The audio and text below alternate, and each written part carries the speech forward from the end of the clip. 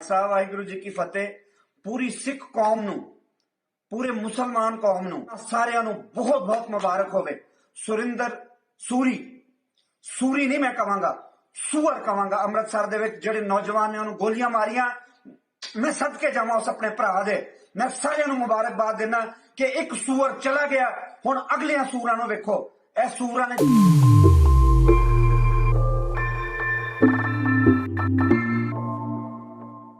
नमस्ते दोस्तों, आप सबका एक बार फिर से स्वागत है आपके अपने YouTube चैनल सत्य सनातन में। पंजाब, गुजरात और कश्मीर ये सीमावर्ती राज्य हैं और यहाँ से पाकिस्तान बहुत नज़दीक होता है।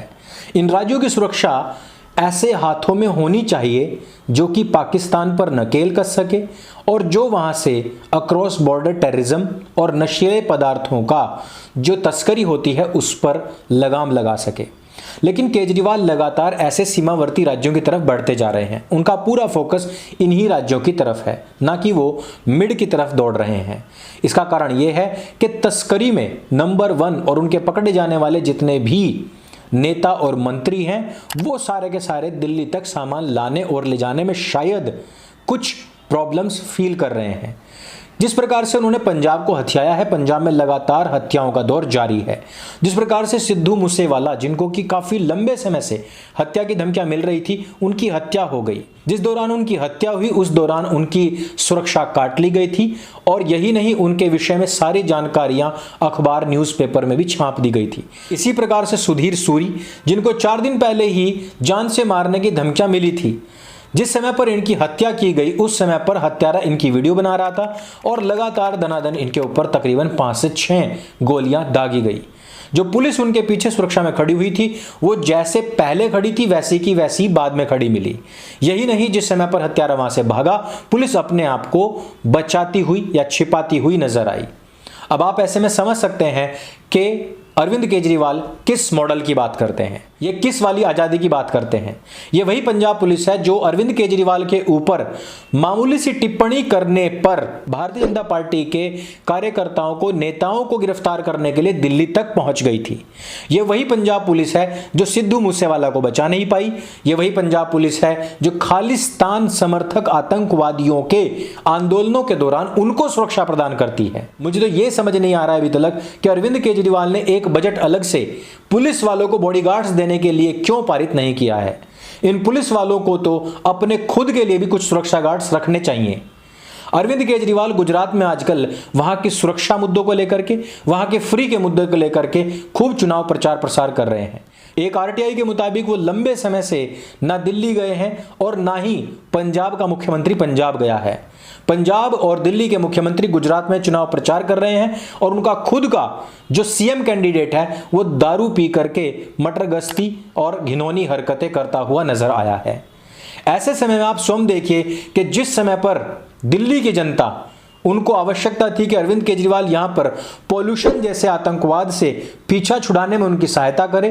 इसको मैं आतंकवाद इसलिए कह रहा हूं क्योंकि जबरदस्ती थोपा हुआ प्रदूषण दिल्ली के ऊपर है।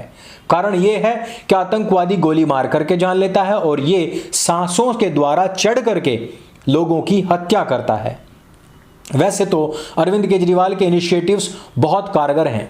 पूसा यूनिवर्सिटी के साथ में मिलकर के उन्होंने एक ऐसे केमिकल का निर्माण किया था जो अगर पराली के ऊपर डाल दिया जाए तो वहीं की वहीं डीकंपोस्ट होकर के उसका खाद बन जाता है। दूसरी उन्होंने एक और टेक्नोलॉजी निकाली थी कि इस पराली से हम कोयला बना सकते हैं और उस कोयले से हम रेल इंजन चला सकते हैं और उसी से हम हवाई जहाज उड़ा करके यहां से लेकर अमेरिका तक पहुंच सकते हैं, जिससे कि फ्री में हमें फ्यूल प्राप्त हो सकता है। लेकिन इन सब प्रकार की टेक्नोलॉजीज धरी की धरी रह गई क्योंकि नरेंद्र मोदी की गलती है कि उन्होंने गुजरात के अंदर ये चुनाव करवा दिए हैं। चुनाव का समय नहीं आया था, लेकिन गुजरात में नरेंद्र मोदी ने साजिश रच के चुनाव ले आए हैं और चुनाव में तो भला इनको जाना ही पड़ता। पंजाब की स्थिति बेहद खराब है और वहां पर लगातार नशीले पदार्थों की तस्करी बढ़ती जा रही है। लगातार आमजन और खास करके हिंदुओं के ऊपर हमले बढ़ते जा रहे हैं। पाकिस्तान में बैठा एक खालिस्तानी आतंकवादी गोपाल सिंह चावला, वो जो कह रहा है कि एक सुअर मारा गया है और औरों का नंबर आना है, वो सिखों और मुसलमानों को इस बात के लिए बधाई भी दे रहा है और वो कह रहा है कि हम अपनी आज़ादी के लिए लड़ाई लड़ रहे हैं। वैसे मैं आपको बता दूं कि ये वही खालिस्तानी नेता हैं जो अरविंद केजरीवाल के बहुत करीबी हैं और समीप रहने वाले लोग हैं। वैसे अरविंद केजरीवाल ने कभी भी खालिस्तान का विरोध नहीं किया। उसने हमेशा अगर विरोध किया है तो नरेंद्र मोदी का किया है, अमित शाह का किया है, लेकिन खालिस्तान के विरोध में जाकर के अरविंद केजरीवाल ने कभी भी कोई बात नहीं की है। वैसे आपको बता दूं कि गुरवंत पंत पन्नू वो खुद अरविंद केजरीवाल और आम आदमी पार्टी का बड़ा समर्थक रहा है। अरविंद केजरीवाल ये वही शख्सियत है जो पिछले दिनों तक आपको दिल्ली का प्रदूषण समाप्त करने के बहुत बड़े बड़े फंडे बता रहा था। वो जो लोगों से कह रहा था कि अगर पराली को डिकम्पोस्ट कर लिया जाए, पराली को वहां से हटा लिया जाए या उसका गत्ता बनाने की फैक्ट्री को बेच दिया जाए तो पूरा का पूरा जो प्रदूषण है वो समाप्त हो सकता है और दिल्ली इस प्रकार से गैस चैम्बर नहीं बन पाएगी। लेकिन अब क्योंकि पंजाब के अंदर इनकी खुद की सरकार आ चुकी है, इसलिए अब वो कह रहे हैं कि समस्या पंजाब में नहीं, समस्या अब केंद्र सरकार में है। केंद्र सरकार सब मुख्यमंत्रियों को बिठा करके वहां पर समस्या का निदान नहीं कर रही है। ये ठीक उसी बच्चे की जिद की तरह है जो बच्चा स्कूल जाने से पहले कहता है कि मैं रिक्शा से नहीं जाऊंगा, मैं अपनी साइकिल से जाऊंगा, और जब साइकिल आ गई है तो कह रहा है कि इसको चलाने के लिए दूसरा बंदा आएगा तो ही मैं चलूंगा, और अगर दूसरा बंदा भी दे दिया गया तो वो कहेगा कि मुझे बाइक चाहिए, और अगर बाइक भी दे दी तो एजेंसी की मांग करने लग जाएगा, एजेंसी दे दी तो पूरी फैक्ट्री का मालिक बना दो तभी स्कूल जाऊंगा, वही जिद करेगा। यानी कि जिस समय पर दिल्ली के अंदर प्रदूषण इस मात्रा में नहीं था उस समय तक शीला दीक्षित इसके लिए जिम्मेदार थी। जब शीला दीक्षित को हटा करके अरविंद केजरीवाल को वहां की जनता ने सीएम बनाया तो अब पूरा का पूरा जिम्मेदार जो है वो नरेंद्र मोदी है। यानी कि अब मुझे कुर्सी चाहिए नरेंद्र मोदी की, और जब तक नरेंद्र मोदी कुर्सी नहीं मिलेगी तब तक मैं ऐसे ही रोता रहूंगा। जब नरेंद्र मोदी कुर्सी मिल जाएगी उस समय पर इसका जिम्मेदार होगा अमेरिका, और मुझे अमेरिका का राष्ट्रपति बना दो, मैं पूरे भारतवर्ष के पूरे विश्व की समस्याएं समाप्त कर दूंगा। इस प्रकार की जिदें अरविंद केजरीवाल के दोगलेपन को दर्शाती हैं। आपको यह भी पता है कि किस प्रकार से दिल्ली के अंदर एक से बढ़कर के एक घोटाले हुए हैं, लेकिन अरविंद केजरीवाल का पूरा फोकस या तो नगर निगम चुनावों पर है और या फिर हिमाचल प्रदेश और गुजरात की जनता को लुभाने, फुसलाने और बहलाने पर है। लेकिन मैं एक बात बार बार सभी भारतवासियों से कहना चाहता हूं, दिल्ली को जिस प्रकार से गैस चैम्बर बनाने में अरविंद केजरीवाल ने यहां की जनता को फ्री बाइस, मुफ्त की रेवड़ियां बांटने की एवज में जो बेवकूफ बनाया है, और जो इस समय पर वहां आए दिन हत्याएं होती हैं, आए दिन प्रदूषण की मात्रा लगातार बढ़ती चली जाती है। पंजाब में सरकार आने के बावजूद पंजाब के किसानों या वहां की सरकार पर कोई नकेल नहीं कसी जाती है। पंजाब के अंदर सरकार आने के बाद में लगातार आम से लेकर के खास लोगों की हत्याएं बढ़ती जा रही हैं, नशीले पदार्थों की तस्करी लगातार बढ़ती जा रही है, लेकिन अरविंद केजरीवाल की भूख कम नहीं हो रही है। अरविंद केजरीवाल के द्वारा किए जाने वाले घोटालों और इस प्रकार के लुभावने झूठे वादों के पीछे केवल और केवल एक ही चीज है कि वो देश हित में नहीं बल्कि जेब हित में कार्य करना चाहते हैं। इस जेब हित पर आप लोगों का क्या कहना है?